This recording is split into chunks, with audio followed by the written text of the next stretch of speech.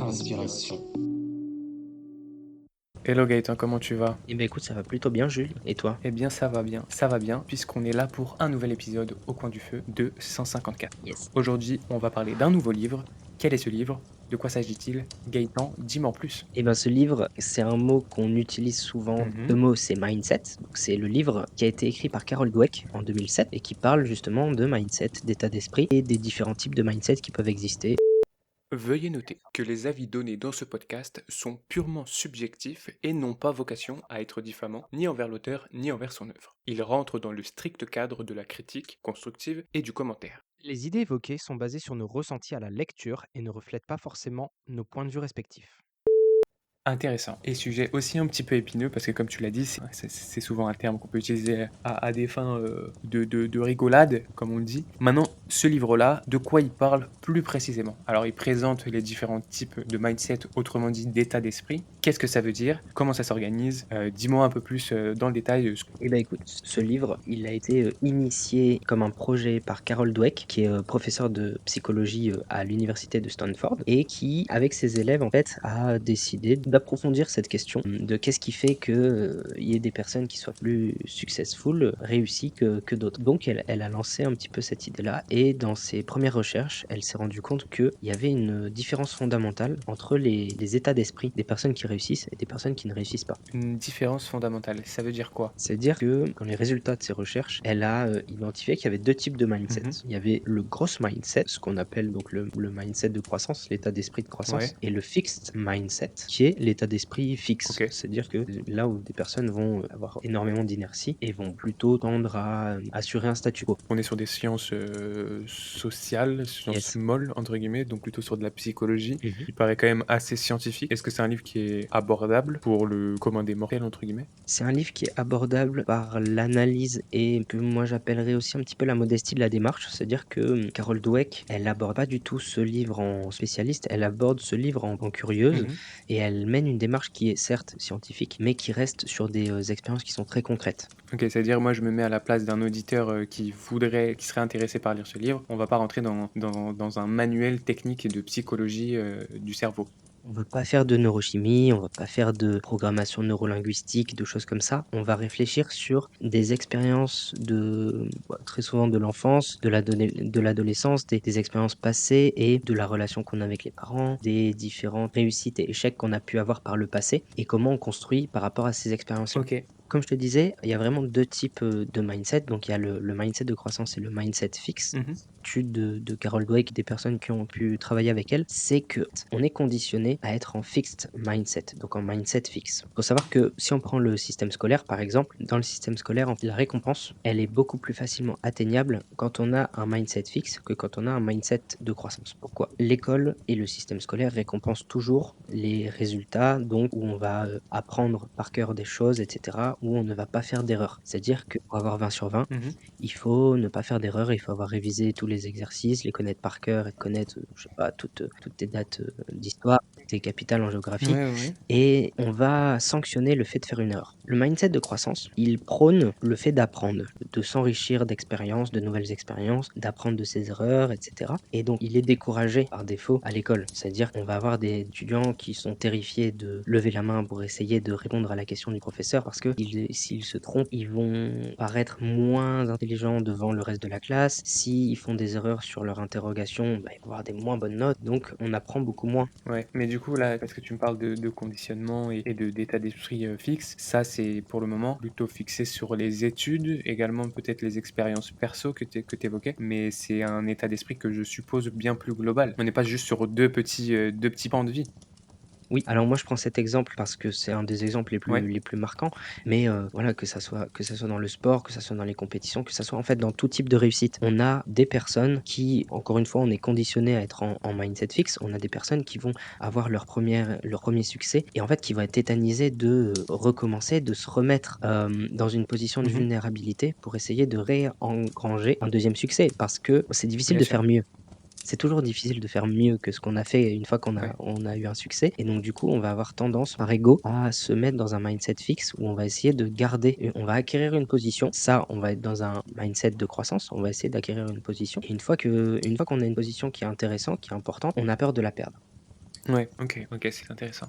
Tu parlais tout à l'heure de ce que tu avais aimé dans le livre, notamment cette capacité d'analyse, cette modestie, ce que tu appelais la modestie dans la démarche de l'autrice, cette modestie dans la démarche, dans l'approche du sujet. Qu'est-ce que tu as aimé d'autre, finalement dans ce livre-là?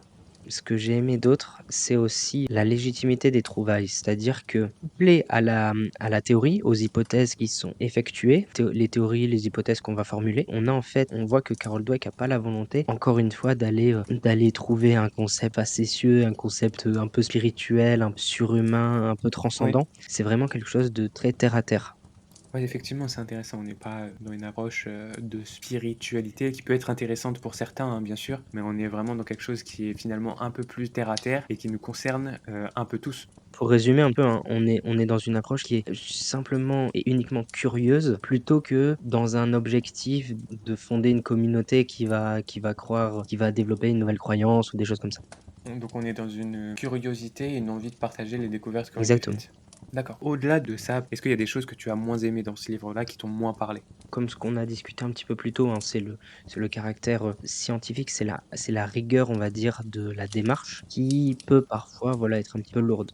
OK, donc c'est un point faible et un point fort en même temps. Exactement, puisqu'en fait, on va avoir cette rigueur qui est apportée et qui va nous apporter le pragmatisme d'un scientifique comparé à quelqu'un qui essaye de un «charlatan» entre guillemets, qui va essayer de te vendre quelque chose, te vendre un nouveau concept dans un livre. Ouais. Mais par contre, bah, faut prendre en compte que ça va passer par plusieurs expériences qui vont permettre de valider à chaque fois des hypothèses. Donc il y a ce côté aussi un petit peu répétitif parfois, parce qu'on va appliquer la même expérience à des personnes différentes, à des contextes différents, des situations différentes et cetera, mais qui vont permettre la légitimité du livre.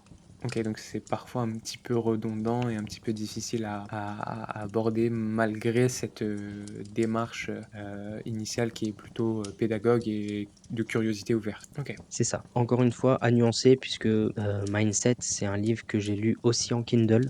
Le format fait peut-être que effectivement c'était un petit peu plus difficile, c'est ça? Exactement, c'est un de mes ressentis, c'est que voilà, des livres un peu techniques, un peu «longués», on va dire, entre guillemets, sont plus difficiles à lire, en Kindle. OK, d'accord. Alors on va peut-être, revenir un petit peu sur, ces questions d'état d'esprit fixe et d'état d'esprit de croissance. Tu nous as déjà donné ton point de vue un peu sur l'idée d'être conditionné, notamment par le système, scolaire selon toi classique, d'être dans cet état d'esprit fixe. Au-delà de ça, moi je voulais te partager 2 petites choses sur le sujet, puisque ça me parle également. J'ai, pour ainsi dire, aujourd'hui même discuté un petit peu de ce sujet, de ce type de sujet-là, d'état d'esprit, avec des proches. Il y a une citation, un type de citation, je sais pas de qui c'est, qui dit qu'en fait, base de la vie, c'est le mouvement. La base de la vie, c'est le mouvement. Et c'est une idée aussi qu'on retrouve en philosophie sur l'idée que s'il n'y a pas de mouvement, alors c'est l'ennui et c'est la mort. Évidemment, je caricature un petit peu, C'est beau. mais l'idée c'est ça. Et je trouve cette idée intéressante parce que dans que moi j'en comprends, je n'ai pas lu le livre, c'est un sujet qui m'intéresse, mais je n'ai pas lu le livre. Dans ce que moi j'en comprends de l'état d'esprit de croissance, c'est que tu as besoin de ce mouvement perpétuel, d'aller vers l'avant. Et je parle d'aller vers l'avant, de s'élever de façon plus globale. Je parle pas d'une fuite en avant ou toujours plus, accumuler toujours plus, etc. C'est pas l'idée. C'est vraiment de bouger pour en fait nourrir ton esprit et plus généralement ton ego, ce genre de choses, te nourrir toi-même. Et finalement, si tu fais l'inverse, en fait, tu rentres dans cet état d'esprit fixe et tu dépéris. Je précise un petit peu avec un exemple qu'on pourrait tirer du monde du travail. Je sais pas si tu as déjà eu l'occasion de discuter, d'échanger avec des collègues qui sont parfois dans des entreprises depuis un certain temps. Quand tu discutes avec eux et que tu vas un petit peu plus loin dans leur parcours, dans ce qu'ils ont fait, etc., tu as régulièrement, pas tout le temps évidemment, mais régulièrement, des gens qui te parlent de leurs ambitions, de ce qu'ils auraient pu faire. Tu vois, toujours du conditionnel. Ah, j'aurais pu faire ci, j'aurais pu faire ça. Et qui, une fois sont installés dans leur vie de façon plus globale, aussi dans leur travail, se contentent, entre guillemets, de ce qu'ils ont, ou se disent, bon, bah là, c'est déjà pas trop mal, et finalement, ne bougent plus. C'est pour ça que j'avais cette idée de mouvement. Finalement, ne bougent plus, et sont dans cet état d'esprit qui les rend fixes, et qui, en fait, les endort complètement, et les fait perdurer dans une situation qui ne leur convient pas, et qui, par la suite, ils prendront un malin plaisir à décrier tous les dimanches avec leurs copains. Et est-ce que c'est un truc que toi tu partages, toutes mes petites réflexions là? Est-ce que c'est un truc que tu partages, que tu as déjà toi-même constaté par ailleurs ou pas du tout? Je pense que c'est exactement le constat de ce type d'état d'esprit, dans le sens où tout est question de zone de confort. Bien sûr, ouais aussi. Justement, je viens d'y penser là. J'essaye de résumer, depuis le début de l'épisode, la différence entre un mindset fixe et un mindset de croissance, c'est que le mindset fixe, il va acquérir une zone de confort et il va rester dans cette zone de confort. Le mindset de croissance, l'objectif, c'est de toujours aller challenger sa zone de confort. Et justement, c'est un petit peu ça. Il y a des personnes qui vont rester dans leur zone de confort et à l'intérieur de leur petite bulle, ils vont dire: «Ah, j'aurais pu faire ça, j'aurais pu faire ça, j'aurais pu faire ça». Mais c'est des choses qui étaient en dehors de la zone de confort et ils se disent: «J'aurais pu si j'avais fait comme ça, si j'avais comme ça», mais ils le sauront jamais, en fait. Et les personnes qui vont avoir le mindset de croissance, c'est des personnes qui vont se dire: «Est-ce que je peux le faire? Comment je vais le faire?» Mmh. et qui vont répondre à cette question. Et moi, c'est ce que j'aime bien dire, c'est il y a qu'une seule façon de le savoir Oui. et la seule façon de le savoir, c'est de le faire ou d'essayer de le faire. Ouais, je partage également. Moi, tu vois, tous ces sujets-là, c'est prenant en fait comme réflexion, mais ça peut être aussi un petit peu vertigineux Exactement. dans le sens où, pour quelqu'un qui n'a pas l'habitude ou qui n'a pas entendu parler de ces concepts-là ou qui se rend compte finalement que effectivement il est dans ces questionnements depuis un certain temps et qu'il est juste dans un état d'esprit fixe et qu'il serait peut-être temps qu'il réactive, qu'il allume l'interrupteur. Alors je me mets à la place de ces gens-là, puisque on l'est tous à un moment ou à un autre, on le veuille ou pas, on l'est tous. C'est que même quand tu te dis ça existe, il faut que je fasse attention, à partir du moment, comme tu le disais, où tu es dans une certaine zone de confort, t'as un petit peu tendance à t'endormir et à dépérir, entre guillemets, hein, je prends des énormes guillemets, de laisser aller et donc retomber dans cet état d'esprit fixe. Du coup, la question c'est comment je fais pour finalement réussir à engranger cet état d'esprit de croissance? Est-ce qu'il y a des, selon toi ou selon ce que tu as pu lire, il y a des moyens de faire en sorte, je parlais d'interrupteur, de hop, remettre le courant pour aller un petit peu plus loin et éviter de rester sur place? Alors, je vais faire une réponse en 2 temps, puisque dans un premier temps, ça peut désespérant de se dire: «Ah, il y a un mindset fixe, il y a un mindset, de croissance. J'ai vécu toute ma vie dans un mindset fixe. Le mindset de croissance, ça a l'air bien, mais je sais pas par où commencer, comment je vais faire, c'est difficile». Mmh. C'est comment je vais faire pour atteindre cet idéal, cette perfection qu'on vient de me présenter? La réponse de Carol Dweck, elle est Ouais. simple, c'est que personne n'est full, mindset de croissance. Les personnes, comme tu le Mmh. disais, elles vont avoir des réflexes de mindset fixe quand elles vont être dans des situations particulières, elles vont avoir des réflexes de mindset de croissance quand elles vont être dans d'autres situations. C'est un équilibre qu'il faut réussir à trouver entre, les montagnes russes où tu vas être en croissance à fond versus des moments où tu vas être un petit peu plus bas dans la pente du manège et être, dans un état d'esprit qui est plus fixe. C'est comment tu réussis à équilibrer les 2. Et comme pour les montagnes russes, si tu descends pas, tu pourras jamais monter. Mmh. Et donc, dans une deuxième partie, en fait, comment on acquiert un mindset de croissance? C'est un changement dans l'approche à faire. C'est-à-dire que moi, c'est une image que maintenant, ça fait des mois que j'ai lu ce livre qui reste bloqué dans ma tête. C'est une discussion qu'on peut avoir avec nos parents, étudiants ou n'importe qui peut avoir avec ses parents quand ils rentrent le soir à la maison. La plupart des parents, ils vont dire, «Ah, comment s'est passée ta journée? Est-ce que tu as eu des bonnes notes? Est-ce que tu as eu des réussites? Est-ce que tu as pu te mettre en avant? Est-ce que tu as pu accomplir des choses?» Et c'est une des questions, on va dire, du mindset fixe. Des parents avec, un mindset de croissance, ce sont des parents qui vont poser la question: «Qu'est-ce que tu as pu apprendre aujourd'hui? Qu'est-ce que tu as pu essayer? Qu'est-ce que tu as tenté, que tu as pas forcément réussi, mais qu'est-ce qui t'a permis Ouais. d'apprendre des choses aujourd'hui?» En fait. Et c'est dans cette approche-là. Et je parlais d'ego, hein. Je pense que le changement de mindset, il se fait par un travail sur l'ego. C'est-à-dire que c'est l'ego qui nous fait rester dans le mindset fixe c'est cette sorte de prison dorée dans laquelle on s'enferme sans arrêt dès qu'on a une réussite. Le jour où tu as un 20 sur 20, tu ton premier 20 sur 20 de l'année, Mmh. tout ce à quoi tu vas penser après, c'est que si t'as pas un 20 sur 20, tu garderas pas ta moyenne de 20 sur 20 le reste du trimestre, le reste du semestre, et cetera. Et donc en fait, il y a toujours cette peur de l'échec, alors que le 20 sur 20, normalement, c'est censé être un critère de bon apprentissage, c'est-à-dire que tu as bien cerné les différentes notions, et cetera. Ouais, bien En sûr. fait, bah, il faut se dire: «Ah, j'ai pas fait d'erreur, mais est-ce que potentiellement il y a d'autres choses que j'aurais pu apprendre? Est-ce que j'aurais pu approfondir?»